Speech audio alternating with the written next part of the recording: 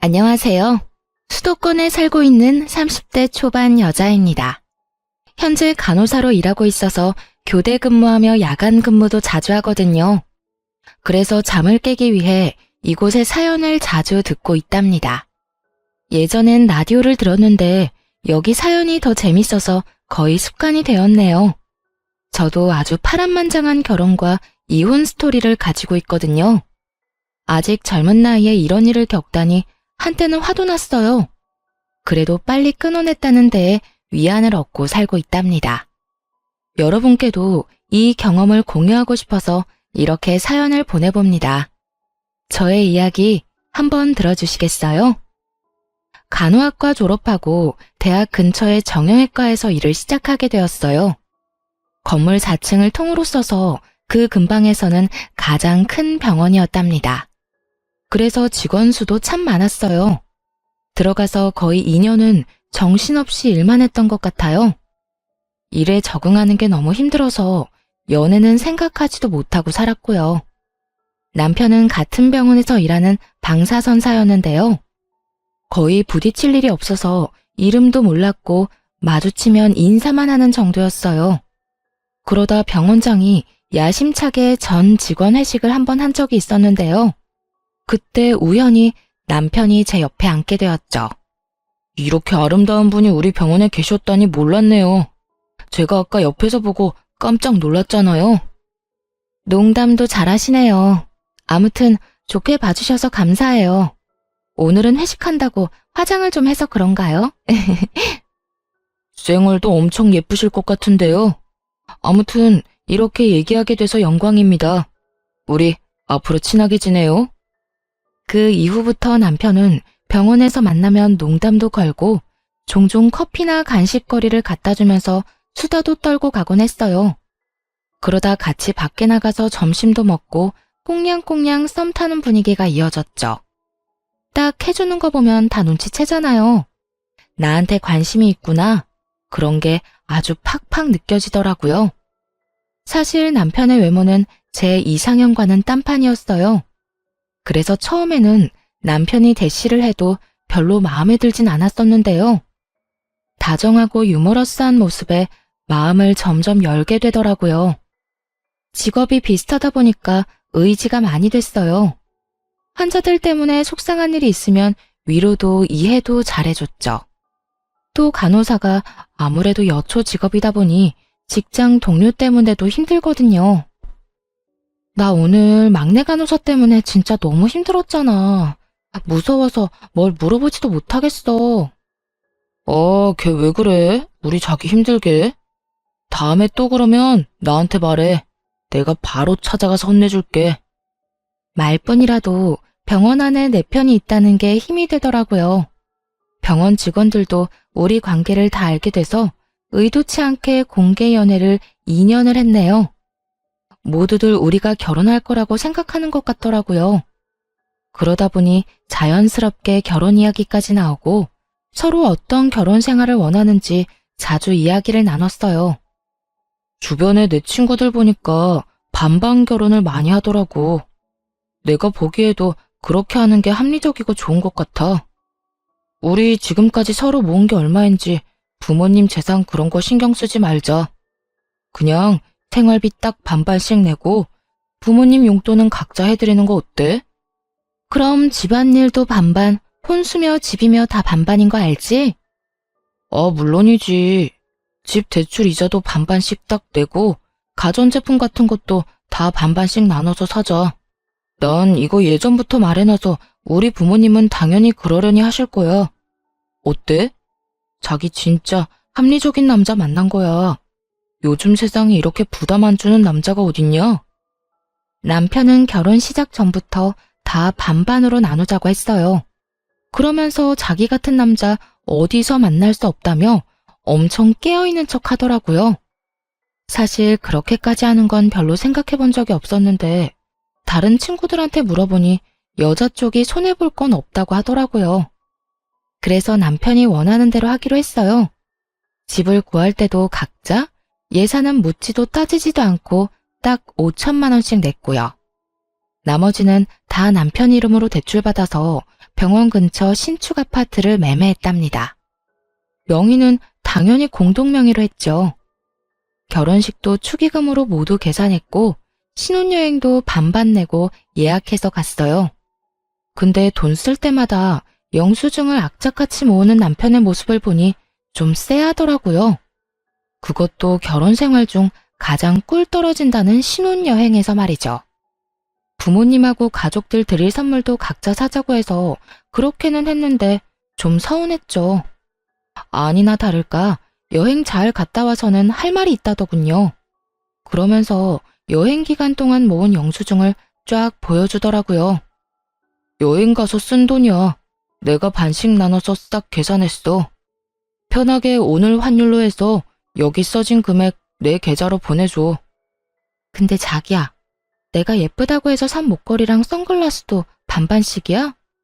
난 자기가 사라고 해서 선물로 사주는 줄 알았는데. 난 여행 가서 아무것도 안 샀잖아. 나라고 뭐 사고 싶은 거 없었겠어? 그리고 목걸이랑 선글라스가 꼭 필요한 것도 아니었고. 아, 됐다. 물론 자기를 위해서 돈 다 내줄 수는 있어. 그럼 그건 내가 다 내는 걸로 할게. 됐어. 내 물건이니까 그냥 내가 다 낼게. 그럼 됐지? 저딴 소리를 하니까 진짜 기분이 확 상하더라고요. 연애 때는 쓸데없는 것도 잘만 사다 안겨주고 하더니만 어떻게 결혼하니까 무조건 네 건 네 거고 내 건 내 거가 될 수가 있나요? 더 어이가 없는 건 제가 다 낸다고 하니까 말리지도 않고 가만히 있었다는 거예요. 그 모습에 정이 좀 떨어졌네요. 결국 제가 산 물건들은 그 돈을 다 내는 걸로 했죠. 그렇게 신혼여행에서 쓴 돈을 바로 남편 계좌로 보냈습니다. 그리고 이 계좌번호로 매달 월급 받으면 생활비랑 대출이자 넣어줘. 매달 남은 돈은 확인해보고 반씩 나누든지 아니면 다음 달로 넘기자. 그것도 나중에 정하면 될 것 같아. 어때? 진짜 합리적이지? 그래, 자기가 이렇게 칼 같은 사람인 줄 몰랐네. 알았어. 자기가 원하는 대로 한번 잘해볼게. 그렇게 돈을 반반씩 철두철미하게 나누는 사람이니 집안일도 반반씩 딱 잘하는지 한번 지켜보기로 했어요. 그러던 어느 날 신혼여행에서 돌아온 지 2주 정도 지났을 때였습니다. 남편이 엑셀 파일로 쫙 정리한 집안일 목록을 보여주더라고요. 요즘 인터넷에 집안일 반반 목록이 이렇게 있더라고. 우리한테 필요한 것만 더 적어서 만들어봤어. 혹시 자기가 하려나 하고 기다려봤는데 전혀 생각 못하는 것 같더라고. 그래서 마음 넓은 내가 먼저 딱 만들었지. 난 이런 것도 만들어야 되는지 몰랐네. 떨떠름한 표정으로 남편이 만든 집안일 목록을 살펴봤어요. 얼마나 세분화가 잘 되어 있던지 아주 놀랐네요. 예를 들어보면 빨래가 그냥 빨래로 끝나는 게 아니었어요. 세탁기 돌리기, 빨래 널기, 빨래 접기, 옷장에 넣기, 이딴 식으로 분류해놨더라고요. 특별히 자기 먼저 하고 싶은 거 골라. 난 남은 거 할게. 나 같은 남편 진짜 없다. 아유, 고마워라. 아주 눈물나게 고마웠네요. 저는 직업상 교대 근무를 하거든요. 근데 남편은 방사선사라서 6시면 칼퇴근을 해요. 그래서 저보다 시간 여유도 훨씬 많은 편이고요. 그걸 뻔히 알고 있으면서도 야간 근무 때 집안일을 못하면 아주 난리를 피웠어요. 자기 어제 설거지 안 했더라? 오늘 내가 하는 날이긴 한데 어제 자기가 안 했으니까 오늘 해. 자기야, 나 어제 집에 11시에 들어왔어. 근데 설거지를 그렇게 산더미처럼 쌓아놓고 나한테 안 했다고 그러면 어떡해? 그리고 자기가 먹은 그릇은 당연히 자기가 하는 게 맞지. 어제는 내가 요리하는 날이었고 자기가 설거지하는 거였잖아. 그래서 내가 자기 먹을 것도 만들어놨잖아. 나 너무 숨 막혀. 진짜 이렇게는 계속 못 살 것 같아. 친구랑 룸메이트를 해도 이렇게까지는 안 하겠어. 내가 밤까지 힘들게 일하고 오는 날에는 자기가 좀 해주면 안 돼? 그게 그렇게 힘들어? 자기가 힘들다고 하나둘 나한테 넘기면 안 되지. 그러다 보면 어느새 내가 집안일 다 하고 있겠네. 나도 힘들게 일하고 왔으니 저녁 시간엔 할 일만 딱 하고 좀 쉬고 싶어. 설마 자기보다 일찍 퇴근했다는 이유로 나한테 집안일 다 하라는 거야? 그런 말이 아니라 서로 사정을 좀 봐주면서 유도리 있게 하자는 거지. 난 자기가 힘들 때 더 할 수 있어. 우리 사랑해서 결혼한 부부 아니야? 근데 무슨 군인이나 룸메이트보다 못한 사이 같아. 내가 너무 힘드니까 좀 도와달라는 거잖아. 자기가 이렇게 나올 줄 알았어. 그래서 내가 규칙까지 딱 만들어 놓은 거야. 나한테 슬슬 떠넘길까봐 나중에 딴 말 못하게. 한번 무너지기 시작하면 한도 끝도 없어지는 거 알지? 힘들어도 그냥 반반씩 하는 거 지켜줬으면 해. 아, 그래. 당신 마음 잘 알았어. 앞으로 어떻게 반만 딱 하는지 제대로 보여줄게. 매몰찬 남편의 태도에 얼마나 서운한지 눈물까지 나더라고요. 언젠가 이런 시의 구절을 본 적이 있어요. 내가 너를 위해 해줄 수 있는 건 대단한 게 아니고 아침에 일어나 말없이 해주는 설거지다. 사랑하는 사람과 함께 살면 그런 마음으로 배려하면서 살아야겠다고 생각했거든요. 그래서 오랫동안 마음속에 간직했던 구절이었는데 이렇게 남편이랑 설거지 하나로 피 터지게 싸울 줄은 몰랐네요. 결국 점점 마음의 문을 닫고 남편이랑 똑같이 행동하기 시작했답니다. 요리를 해도 딱 제 몫만 해서 먹었고요. 빨래도 제 것만 골라서 빨고 정리했어요. 하루는 감자탕이 너무 먹고 싶어서 퇴근길에 딱 1인분만 사와서 먹고 있었어요. 남편도 감자탕을 좋아하는데 냄새를 맡고는 얼굴이 환해져서 들어오더군요. 근데 자기 몫이 없는 걸 보자 표정이 확 굳더라고요. 이렇게 유치하게 나올 줄은 몰랐네. 먹는 거로 이렇게 치사하게 굴 거야? 반반 결혼을 전혀 다르게 이해한 것 같은데 일단 두고 볼게. 두고 보긴 뭘 두고 봐. 내가 생각하는 반반은 이런 거야. 이왕 할 거면 확실하게 해야지. 아침에 국에 반찬 딱 차려주면 맛있게 먹고 설거지만 하는 게 무슨 반반인가요? 설거지하는 게 어렵나요? 아침에 일어나서 밥하고 국 끓이는 게 어렵나요? 자기는 세탁기랑 건조기만 띡 돌리고 제가 다 개야 하는데 그게 반반인가요? 누구 한 명 양보하지 않으니 이렇게 찬바람 날리는 결혼 생활이 이어졌답니다. 야간 근무하고 집에 온 어느 날이었어요. 남편이 혼자 야식까지 신나 시켜 먹고는 설거지를 해놨더라고요. 그게 뭐가 문제냐고요? 정말 웃긴 게 뭔지 아시나요? 제가 아침에 사용한 물컵 한 개만 싱크대에 덩그러니 남아있었다는 거예요. 그걸 딱 보니까 지금 결혼 생활의 현수소 같다고나 할까요? 현타가 딱 찾아오더라고요. 저 인간은 컵 한 개를 설거지해줄 만큼 날 위해주지도 아껴주지도 않는구나. 그런 진실이 눈앞에 확 보였어요. 연애 때는 그렇게 잘 챙겨주고 다정했던 남편인데 너무 매정하게 변해버려서 혼란스럽고 슬프기까지 했답니다. 남편이 변한 건지 원래 이런 인간이었는지는 모르겠지만 완전히 속은 기분이었죠. 결혼한 지 얼마 안 되어 이렇게 사이가 틀어졌는데 친정엄마 생신이 다가왔어요. 지금까지 남편이 한 걸 보면 당연히 네 엄마니까 네가 준비하라고 할 것 같더군요. 그래서 같이 뭐 하자고 얘기조차 안 꺼냈습니다. 혼자서 엄마 드리려고 케이크 주문 제작해놓고 용돈 봉투도 준비하고 엄마가 한번 드시고 싶다던 오마카세도 예약했어요. 당일 어디 가는지 말 안 하고 남편을 식당으로 데려갔죠. 사이 안 좋다고 남편이랑 같이 안 가면 부모님이 걱정하실 것 같아서요. 와, 여기 엄청 비싼 오마카세 아니야? 1인당 20만 원? 자기 오늘 통 크게 쏘는 거야? 아휴, 뭘 이렇게 비싼 데를 가. 그냥 대충 먹으면 되지.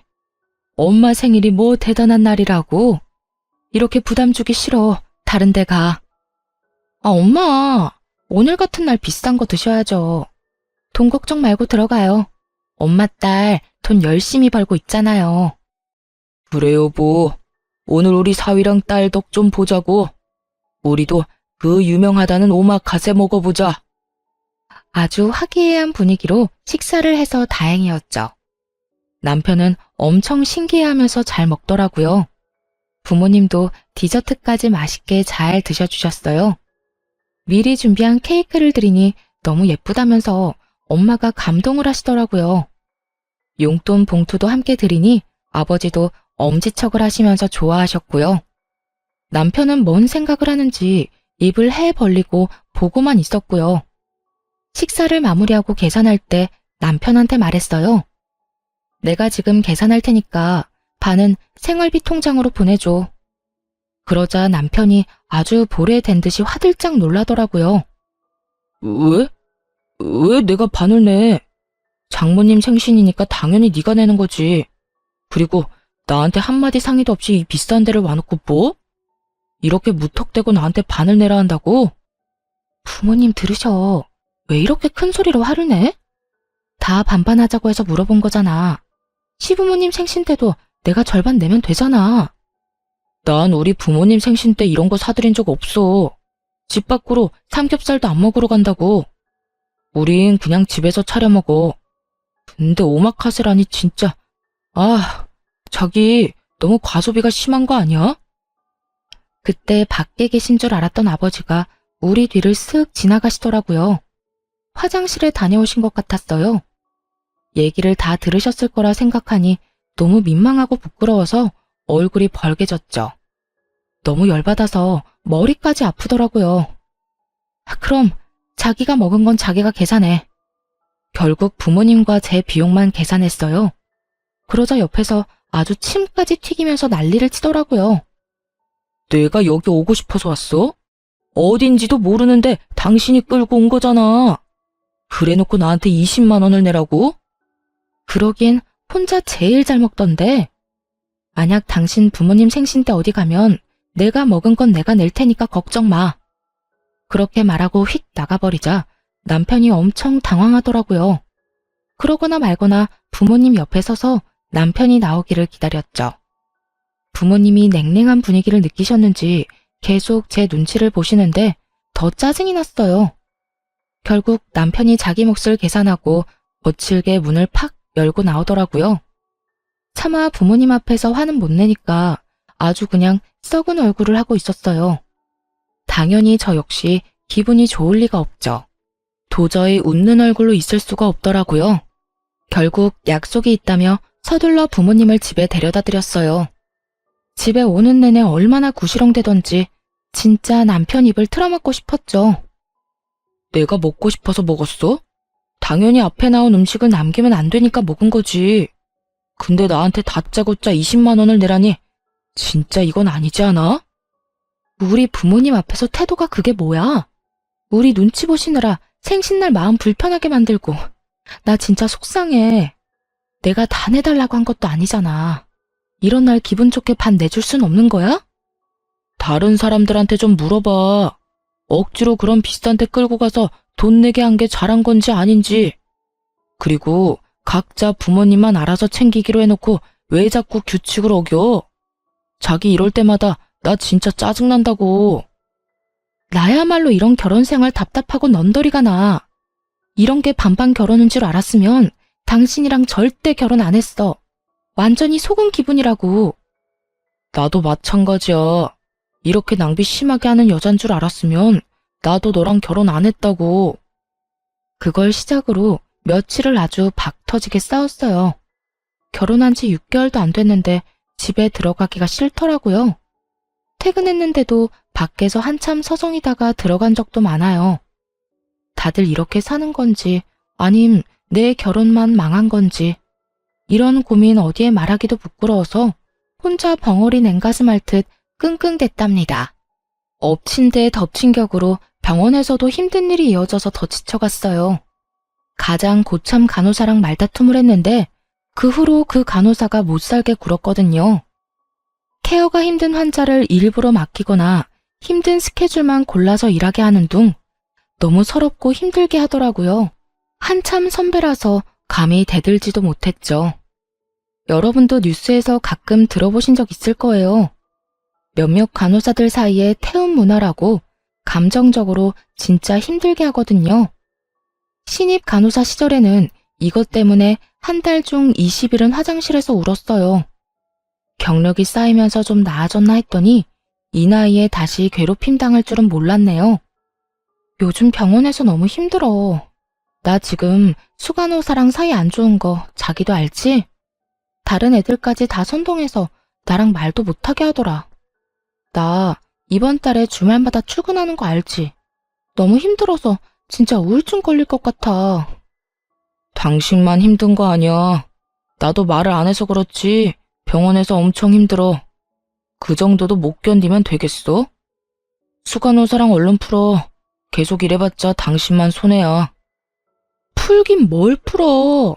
이미 미안하다고 말도 해보고 선물도 줘보고 나도 할 만큼 했어. 근데도 나만 계속 못 살게 군다고. 무릎 꿇고 싹싹 빌기라도 하라는 거야? 아니, 솔직히 수간호사 사람 좋아 보이던데 당신이 어떻게 했으면 그렇게까지 해? 당신 문제라고는 생각 안 해봤어? 이참에 한번 당신 태도를 반성해봐. 나한테 하는 것만 봐도 암튼 보통은 아니지. 같은 데서 일하니까 분위기가 어떤지 뻔히 알면서 모르는 척 저딴 소리나 해대는 남편이 밉기만 했어요. 그리고 설사 제가 잘못한 부분이 있다고 쳐요. 그래도 남편이면 편들어주면서 위로를 해주는 게 맞지 않나요? 그게 부부고 가족 아닌가요? 지금 아내가 일방적으로 왕따를 당하고 있는 건데 남편이 말로라도 좀 위로를 해줬으면 덜 서러웠을 것 같아요. 그렇게 부당한 대우를 받으며 거의 6개월을 버텼답니다. 그 사이에 밥도 잘 안 넘어갈 정도로 심적으로 너무 힘들어서 살이 엄청 빠졌어요. 남편은 제가 마르든지 말든지 여전히 자기 먹을 것만 사와서 혼자 처먹더군요. 결국 견디다 못해 그 병원을 관두고 다른 곳으로 이식을 하기로 결심했어요. 그 계획을 남편한테 말했더니 아주 난리를 치더군요. 당신이 애야? 그런 일로 병원을 관두게? 관두면 또 언제 다른 병원 찾을 건데. 빨리 이식을 해도 한두 달은 걸릴 거 아니야. 이참에 6개월 정도 쉬면서 천천히 좋은 데로 찾아볼게. 나 몸도 마음도 너무 힘들어서 좀 쉬고 싶어. 그리고 당신도 맨날 입만 열면 이렇게 바쁜데 언제 아기 갖냐고 그랬잖아. 여기서 지금 아기 얘기가 왜 나와? 아기는 여유가 돼야 키우는 거지 뭐 거저 키워? 당신이 6개월 쉬면 그동안 생활비며 이자며 다 어떡할 건데?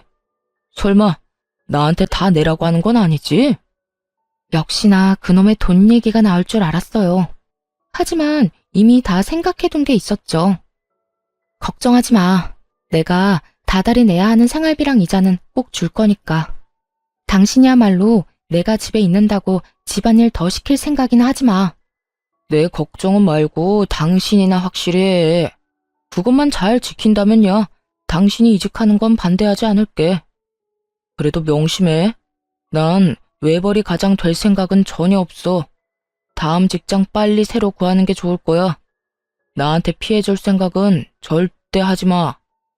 남편이란 인간이 피해라도 입을까봐 전전긍긍하고 계산하는 꼬락선이라니. 진짜 오만정이 떨어졌답니다. 힘드니까 그만두라든지 그동안 고생 많았다든지 그런 소리는 못 해줄 망정 말이에요. 지긋지긋했던 병원을 그만두니까 점점 안정이 되고 몸도 정상으로 돌아오더라고요. 이 와중에도 남편한테 책 잡히기 싫어서 돈은 아주 제 날짜에 다 보내줬거든요. 그래도 자기는 출근하고 저는 집에서 노니까 아주 배알이 꼬였나 보더라고요. 집에서 쉰 지 한 달 정도 되었을 때 남편이 슬슬 잔소리를 하기 시작하더군요. 새로운 데 알아보고 있는 거 맞아? 맨날 핸드폰이나 들여다보고 있는 것 같은데 사람이 그렇게 퍼져 살면 안 돼. 좀 일찍 일어나서 운동이라도 하든가. 나 일찍 일어나는 거 습관돼서 당신보다 일찍 일어나는데 뭔 소리야. 나름대로 생산적으로 지내고 있으니까 걱정하지 마. 그렇게 빈둥대면서 지내지 말고 생산적으로 살아. 집에 있으니까 청소 좀 하든지 화분을 정리하든지. 아니 힘들게 일하고 온 남편을 위해서 특별 요리를 준비해보겠다는 생각은 안 해? 어디 보자. 오늘이 수요일이니까 내가 빨래 건조기 돌리는 것까지 하네. 그리고 안방 화장실 청소하면 되고. 밥은 나 혼자 해먹으면 되니까. 그래, 설거지는 내가 그냥 다 할게. 됐지? 참나. 당신 혼자 먹는데 당연히 당신이 설거지를 해야지. 그리고 집에서 하루 종일 놀면서 좀 더 일할 수도 있는 거 아니야? 예전과는 상황이 달라졌잖아. 당신 왜 그렇게 점점 야박하게 굴어? 무슨 소리야. 오늘 당신이 저녁 설거지하는 날이잖아. 내가 특별히 다 한다는데 오히려 고맙다고 해야 되는 거 아니야? 우리가 이렇게 산 게 하루 이틀도 아닌데 왜 뜬금없이 서운하대? 그리고 왜 갑자기 나한테 밥을 해달라는 거야? 자기가 그런 소리 하니까 너무 이상하다. 자기처럼 합리적인 사람이 왜 그래? 그렇게 선수를 치자 남편이 차마 더는 말을 못하고 입술만 들썩이더군요. 그러다가 픽 째려보고는 출근하더라고요. 그 꼴을 보고 고소하다 싶었죠. 그렇게 한 달 정도 더 지났을까요? 시모의 생신이 코앞으로 다가왔습니다. 뭐 그러거나 말거나 어차피 할 건 아무것도 없으니 상관도 하지 않고 있었어요. 근데 생신까지 일주일 정도 남은 날 시모가 전화를 하더라고요. 집에서 논다면서 어쩜 안부 전화 한 통이 없어? 이번 주 주말에 뭐 어떡할 거니? 네? 이번 주에 왜요? 어디 가시는 거예요? 어머 얘, 민망하게 이런 말까지 해야 되니? 내가 전화하기 전에 네가 알아서 준비하고 말해줘야 되는 거 아니야? 일주일 후에 내 생일인 거 창진이가 말 안 해? 며느리인 네가 집에서 생일상을 차려줄 건지 아니면 나가서 먹을 건지 알려줘야지. 아, 곧 어머니 생신인 거 당연히 알죠. 그건 창진 씨가 다 준비한다고 걱정 말라고 하더라고요. 그래서 저도 어떻게 준비가 돼가는지 모르겠네요. 서프라이즈로 어머님 놀라게 하려고 그러나 봐요. 어머, 그래? 한 번도 지 엄마 생일 챙기지도 않더니 결혼하고 나서 효자 됐나 보네. 알았다. 그럼 창진이한테 물어보마. 남편은 곧 자기 엄마 생신인 줄도 모를걸요. 시모의 전화를 받았는지 남편이 퇴근하고 오면서 씩씩 숨을 쉬며 화를 내더라고요. 당신, 우리 엄마한테 내가 생신 준비한다고 그랬어? 왜 그런 말을 해서 엄마 기대하게 만들어? 어머님이 나한테 뭘 준비했냐고 물어보시는데 그럼 뭐라고 대답을 해? 당신 어머니니까 당연히 당신이 준비하는 거잖아. 그래서 사실대로 말씀드렸는데 도대체 뭐가 문제야? 당신은 며느리가 돼서 그렇게 말하면 안 되지. 더군다나 나는 매일 일하고 당신은 지금 놀고 있잖아. 그럼 한가한 사람이 좀 준비하면 되는 거 아니야? 당신은 우리 엄마 생신 때 꽃 한 송이도 안 사드렸잖아. 그러면서 뭐라고 했어? 생신이며 효도는 각자 알아서 챙겨드리자며? 근데 왜 말도 안 되는 소리야? 며느리랑 사위가 같아? 며느리는 며느리만의 도리가 있잖아. 그러니까 당신도 뭐라도 준비를 해야지. 그래, 식당은 내가 다 결제할게. 대신 당신은 장모님께 드렸던 그런 케이크 하나 준비해줘. 그거 예뻐서 우리 엄마도 좋아하시겠더라. 며느리랑 사이가 왜 달라? 그렇게 반반 좋아하면서 갑자기 왜 꼰대 아저씨 같은 말을 하실까? 그 케이크가 그렇게 예뻤으면 당신이 주문해서 드려. 난 당신이 말한 반반 결혼, 각자 효도 꼭 지킬 거니까. 남편은 반박을 전혀 못하더라고요. 여태껏 자기가 벌여놓은 일이 있고 한 말들이 있으니까요. 어떻게 준비하든지 말든지 신경 전혀 안 썼습니다. 그렇게 대망의 토요일이 다가왔답니다. 남편은 그날까지 삐져서는 말도 별로 안 하다가 저녁쯤 시댁에 가자고 하더군요. 뭘 어떻게 하려나 한번 지켜보려고 군말 없이 따라갔어요. 남편이 시부모님을 데리고 간 곳은 그 동네의 돼지갈비집이었죠. 그 앞에 딱 멈추니까 시모가 실망하는 표정을 짓더군요. 아, 난 여기가 그렇게 맛있더라고. 이 동네에서 제일 맛집이잖아요. 그죠? 결혼하고서도 여기 갈비가 그렇게 먹고 싶더라고요. 오늘 엄마 생신이니까 내가 팍팍 쏠게요. 들어가서 배 터지게 먹자고요. 남편은 자기도 민망한지 괜히 큰 소리를 치면서 식당 안으로 들어갔답니다. 그러고는 돼지갈비 4인분을 시키고 혼자 며칠은 굶은 것처럼 우걱우걱 먹더라고요. 케이크며 선물 같은 건 당연히 없었죠. 남편이랑 제가 빈손인 걸 확인한 시모는 실망한 표정으로 깨작거리기만 했고요. 고기를 흡입하는 남편을 두고 저는 계산하기 좋도록 냉면 하나 시켜서 먹었어요. 아니, 새아가, 너는 왜 고기를 안 먹니? 좀 먹어라. 돼지고기 싫어하냐? 아, 전 냉면만 먹으면 돼요. 저 신경 쓰지 마시고 많이 드세요. 아, 괜찮아. 분위기 괜히 이상하게 만들지 말고 그냥 좀 먹어. 오늘은 내가 다 계산할 거야. 아, 얼른. 그게 무슨 말이야? 무슨 일이 있었니? 너희 싸웠어? 아니요, 싸우긴요. 저희 서로 배려하며 각자 할 일 딱딱 하면서 엄청 잘 지내고 있어요. 전 속이 안 좋아서 고기를 잘 못 먹겠네요. 그냥 신경 쓰지 마시고 드세요. 근데 너 친정에도 이러니? 그래도 시어머니 생일인데 어떻게 작은 케이크 하나도 안 들고 올 수가 있어? 아, 그러게. 아무것도 없네요. 창신 씨가 다 준비한다고 손 하나 까딱하지 말라고 했거든요. 오늘 와보고 저도 깜짝 놀랐어요. 아니, 어머님 생신인데 어떻게 케이크도 안 사왔어? 아버님이 혼 좀 내주세요. 이렇게 선수를 치니까 시모가 차마 아들한테는 아무 소리도 못 하더라고요. 남편도 괜히 저만 흘겨보는데 어이가 없었네요. 그러거나 말거나 냉면만 깔끔하게 딱 먹었죠. 그리고 남편이 계산하길래 옆에 가서 냉면 값을 줬어요. 아, 됐어. 내가 낸다고 몇 번을 말해. 나가 있어. 내가 낼 테니까. 아니야, 됐어. 이 값 8,000원 내고 나중에 무슨 생색을 내려고 그래? 그냥 내가 낼게. 여기요. 이 냉면값만 계산해 주세요. 시모의 생신날은 그렇게 초라하게 끝이 났죠. 나중에 남편이 시모한테 따로 용돈을 줬는지는 모르겠지만요. 그 다음 달에 드디어 이직에 성공했답니다. 근데 병원이 다른 도시에 있어서 출퇴근하려면 왕복 5시간은 걸렸어요. 하지만 수간호사로 가는 거였고 연봉도 훨씬 높았기에 절대 포기할 수 없었죠. 그 사실을 말하자 남편이 화를 내더라고요. 아니, 애초에 이 동네 근처 병원을 찾았어야지. 다른 도시에서 일자리를 찾으면 어떡해? 어떻게 출퇴근을 하려고? 그냥 여기 근처로 다시 알아봐. 근데 아무리 생각해도 너무 좋은 기회야. 연봉이 거의 2배가 됐고 수간호사로 직급도 높아진다니까. 진짜 미안한데 우선은 내가 그쪽에다가 작은 원룸 얻어서 지내보면 어떨까? 미안하니까 생활비도 10만 원씩 더 낼게. 진짜? 생활비 더 낸다고?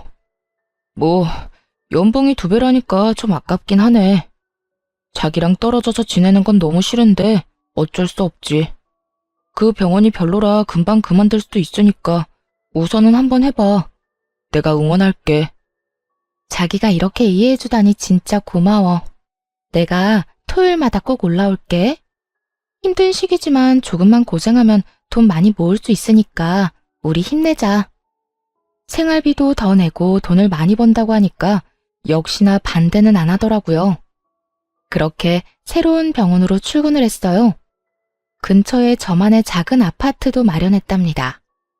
새로운 환경에서 새롭게 일을 하니까 한 달은 정신없이 흘러가더라고요. 원룸에서는 그냥 잠만 자고 토요일에는 집으로 가 남편과 시간을 보냈죠. 일요일 저녁에는 다시 원룸으로 와서 출근 준비를 했고요. 그런 생활이 2달 정도 이어졌습니다. 그 정도 시간이 지나니까 새로운 병원 일에도 적응이 많이 됐어요. 다행히도 새 병원은 전에 다니던 데보다 더 자유롭고 부드러운 분위기였어요. 더군다나 수간호사로 간 거였기 때문에 좀 더 편한 분위기를 만들려고 노력했죠. 전에 다니던 곳처럼 한 사람을 따돌리고 괴롭히는 짓에 넌더리가 났거든요. 알 거 다 아는 다 큰 성인들이 무슨 고등학생 일진도 아니고요. 그러다 보니 다른 간호사들과 직원들이 좋아해주고 점점 따르는 게 보이더라고요. 병원에서 인정받으니 일도 더욱 즐겁고 더 잘해야겠다는 욕심이 생겼답니다. 일이 안정되었으니 이제는 인생도 제대로 돌려놔야겠다는 생각이 들었죠. 그래서 남편한테 전화를 했어요. 미안한데 이번 주 토요일에는 못 갈 것 같아. 갑자기 당직 설 일이 생겼어. 다음 주에 내가 가서 맛있는 거 사줄게. 괜찮아? 그래? 그럼 괜찮지. 주말까지 일하느라 자기가 더 힘들겠다. 나 걱정하지 말고 푹 쉬고 다음 주에 봐. 이해해줘서 고마워. 역시 나 생각해주는 건 자기뿐이네. 집에 별일은 없지? 그럼. 그냥 퇴근하고 와서 잠만 자는데 뭔 일이 있어. 자기가 없어서 너무 심심하고 외롭다. 다음 주에 봐. 아마도 눈치가 빠른 분이시라면 이 다음 일을 이미 알아채셨을 거예요. 맞아요. 토요일 아침에 몰래 남편이 있는 집으로 들이닥쳤답니다. 집으로 들어가자마자 마침 거실에 서 있던 상간녀와 딱 마주쳤어요. 저를 보더니 얼굴이 하얘지더라고요. 이미 다 알고 있었으니 무표정한 얼굴로 들어갔죠. 그러고는 바로 상간녀의 목덜미를 휘어잡고 머리채를 마구 뜯기 시작했어요. 상간녀가 비명을 질러대며 놓으라고 악을 쓰더라고요. 너 여기에 왜 있어? 왜 있냐고. 너 병원 접수 데스크 일하러 처음 왔을 때 내가 옆에서 도와줬잖아. 하도 어리버리해서 잘릴 뻔한 거 도와줬더니 은혜를 원수로 갚아? 누가 들으면 아주 엄청 도와준 줄 알겠네. 야, 이거 놓고 말해. 머리 다 뽑혀. 놓고 말하라고. 남의 남편이랑 남의 집에서 아주 신혼집 차렸지. 신혼부부 놀이하니까 좋냐? 나이도 어린 게 유부남이랑 뭐 하는 짓이야? 오빠는 당신 같은 여자랑 더 이상 살기 싫대. 맨날 불만만 늘어놓고 이기적이라고 너무 진저리가 난대. 이제 이혼하고 나랑 결혼한다고 그랬어. 아, 그러셔? 아주 천년의 사랑 납셨네. 언제부터 만났어? 내가 다른 데로 이사 가자마자 만났어? 내가 고작 2달 만나고 그쪽 앞에서 이렇게 자신 있게 말하겠어? 우리 만난 지 거의 1년 넘었어. 그쪽 병원에서 나가기 전부터 사랑하는 사이였다고. 그러니까 이제 인정하고 그만 우리 사이에서 빠져줘. 오빠는 그쪽이 아니라 날 사랑한다니까? 그래, 말해줘서 아주 고맙다. 너네 오빠랑 천년만년 행복해라. 상간녀가 제 반응에 황당하다는 표정을 짓더라고요. 그때 밖에서 뭘 사왔는지 봉지 하나 덜렁 들고 남편 놈이 들어왔어요. 당연히 그대로 얼어붙은 듯 서버렸죠. 그 와중에도 상황 판단을 하고 있더라고요. 눈알을 굴려서 바닥에 엎드러져 있는 상간녀와 저를 번갈아 바쁘게 보면서요. 바로 다가가서 남편의 뺨을 수차례 갈겨버렸어요. 남편의 몸이 돌아가다 못해 바닥으로 철퍼덕 쓰러졌죠. 그제야 남편 놈은 얼른 무릎을 꿇고 손을 싹싹 비비면서 빌기 시작하더군요. 여보, 이거 다 오해야. 아니, 내가 죽을 죄를 졌어. 당신이 옆에 없으니까 너무 외롭고 허전하더라고. 근데 제가 자꾸 꼬리를 쳐서 내가 그냥 넘어가 버렸어. 뭐? 오빠, 그게 무슨 말이야. 우리 만난 지가 1년인데 내가 꼬리를 쳤다고? 오빠가 회식 때 나 먼저 꼬셨잖아. 저 여자랑 이혼하고 나랑 결혼한다며. 지금 사랑하는 건 나밖에 없다며. 야, 시끄러워. 조용히 해. 너 지금 상황 판단이 안 돼? 조용히 입 닫고 있어. 남편이 살벌하게 상간녀를 노려보자 겁먹은 강아지 새끼처럼 조용해지더라고요. 외로워서 넘어가? 이 파렴치한 인간아. 너는 내가 이혼 소장 보낼 테니까 소송이나 준비해. 나는 합의 이혼 이런 거 할 생각 전혀 없어. 무조건 네 주머니에서 어마어마한 돈 끄집어낼 거야. 거기다 당연히 나한테 위자료도 주고 재산 분할도 해야겠지? 여보, 이혼이라니. 난 절대 이혼 못해. 내가 당신한테 상처 준 거는 어떻게든 벌 받을게. 얌전히 대가 치르고 당신이 하라는 대로 할게.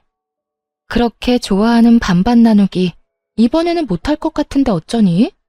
아무래도 내가 네 돈을 더 많이 가져갈 것 같은데. 네가 싸질러 놓은 똥 네가 처리하는 거니까 너무 억울해하지는 말고 우리 법정에서 보자. 그렇게만 말하고 유유히 그 집구석에서 나왔답니다. 문 뒤에서 남편놈이 악쓰는 소리와 물건 부서지는 소리가 들리더라고요. 사실 이직하기 전부터 남편놈이 바람을 피우고 있다는 걸 알고 있었어요. 가뜩이나 수간호사 때문에 힘들어 죽겠는 상황이었는데 동료 간호사가 이런 말을 했거든요. 내가 이 말 해야 되나 진짜 고민 많이 했는데 그 데스크에 민지 씨 있잖아. 자기 남편이랑 밖에서 같이 커피 마시는 거 몇 번 봤거든? 아휴, 말하는 게 잘하는 짓인지 모르겠다. 뭔데요? 둘이서 커피 마신 게 다예요? 알고 있는 거 다 말해줘요, 언니. 그럴 수 있다고 넘기려고 했는데 어젠 글쎄 팔짱을 끼고 있더라고. 내가 보다가 도저히 안 되겠어서 말하는 거야. 이 말을 듣는데 진짜 너무 화가 나면서도 수치스럽더라고요. 얼마나 나를 우습게 봤으면 다른 직원들이 보는데 팔짱을 끼고 시시덕거렸을까? 그것도 공개 연이나 다름없이 연애하다가 결혼까지 해놓고. 사실을 알고 나니 눈에서 불꽃이 튀더라고요. 그때부터 두 연놈을 지켜보면서 증거를 모으기 시작했답니다. 남편 블랙박스를 확인해보니 역시나 상간녀는 데스크 직원 맞더라고요. 일을 도와줄 때 들었던 목소리가 똑같았어요. 남편 놈이 잘 때 핸드폰도 봤는데 다 삭제한 건지 증거될 만한 건 찾지 못했어요. 근데 어느 날 남편이 화장실에 들어갔다 한참 후에 나오는데 좀 쎄하더라고요. 그래서 몰래 화장실을 뒤져봤더니 역시나 수건들 뒤쪽에 세컨폰을 숨겨놨더라고요. 못 찾을 거라 생각했는지 비밀번호도 안 걸어두었고요. 그 덕분에 증거를 쉽게 찾을 수 있었죠. 둘이 아주 딱 달라붙어서 찍은 사진이 넘쳐나더군요. 더 화가 나는 건 뭔지 아세요? 남편이 상간녀와는 풀빌라며 호텔이며 비싼 데는 다 다녔다는 거예요. 저한테는 그렇게 반반씩 하자 노래하며 커피 한 잔 사는 것도 아까워하던 인간이요. 심지어 상간녀 생일엔 명품 지갑까지 사다 바쳤더라고요. 제 생일에는 어땠냐고요? 당연히 케이크 하나 안 사왔죠. 둘이 주고받은 메시지도 아주 가관이었습니다. 오빠, 오늘 호텔 망고빙수 사줘서 너무 고마워. 나 진짜 먹어보고 싶었어. 역시 우리 오빠가 최고야. 우리 애기한테 그 정도도 못 사줘? 애기 친구들이 자랑하면 오빠한테 또 말해. 오빠가 애기 원하는 거 다 사줄 테니까 걱정 마. 너랑 먼저 만났어야 했는데 어쩌다 운명의 장난처럼 결혼한 다음에야 만난 걸까? 진짜 하늘이 원망스럽다. 오빠, 난 기다릴 수 있어. 우리 사랑만 흔들리지 않으면 다 이겨낼 거야. 그 아줌마 빨리 병원에서 좀 나갔으면 좋겠어. 내가 수간호사한테 오늘도 이간질 좀 했거든? 효과가 빨리 나타나야 될 텐데. 전에 병원에서 그렇게 힘들었는데 그 원인이 바로 상간녀의 이간질이었어요. 아무것도 모르는 착한 얼굴을 하고선 수간호사와 저를 이간질했던 거예요. 진짜 이 사실을 알고 바로 상간녀 머리채 잡으러 달려갈 뻔했네요. 하지만 더 큰 복수를 위해 우선 참을인자를 가슴에 새기면서 때를 기다렸던 거죠. 그 후 일부러 다른 도시로만 병원을 알아봤고 좋은 조건으로 이직한 거예요. 그리고 제 명의로 소형 아파트도 매입했고요. 대출을 좀 받았지만 이혼하면 목돈이 들어올 거니까 상관없었죠. 그렇게 계획대로 주말 부부가 되어 남편에게 판을 깔아줬고 토요일마다 집에 와서 달라진 게 있는지 꼼꼼하게 살펴봤어요. 제가 평일 동안 집에 없으니 당연히 상간녀가 이 집에서 거의 살다시피 했겠죠. 근데 진짜 웃긴 게 뭔지 아시나요? 상간녀도 자기 존재를 너무 티내고 싶었나 보더라고요. 굳이 흔적으로 찾으려고 하지 않아도 여기저기 살펴보면 가관이었어요. 화장실 구석에 고무줄을 놓고 간다든지 서랍장에 옷을 흐트려 놓는다든지 정리해둔 주방도구 위치를 바꿔놓는다든지 일부러 그딴 짓을 했더라고요. 당연히 남편놈한테는 아무 말도 안 하고 다 사진으로 찍어서 증거로 남겨뒀답니다. 그리고 드디어 디데이. 집에 못 간다고 거짓말을 하고 들이닥친 거죠. 역시나 예상대로 상간녀가 딱 있었고요. 마지막 증거를 위해 녹음기를 켜고 집에 들어갔거든요. 상간녀가 머리채를 잡힌 채 남편놈이랑 바람 피운 얘기를 술술 늘어놓은 덕분에 고스란히 저한테 유리한 증거로 남길 수 있었네요. 그렇게 바로 이혼 소송에 들어갔답니다. 물론 상간녀 손해배상 청구도 같이 했죠.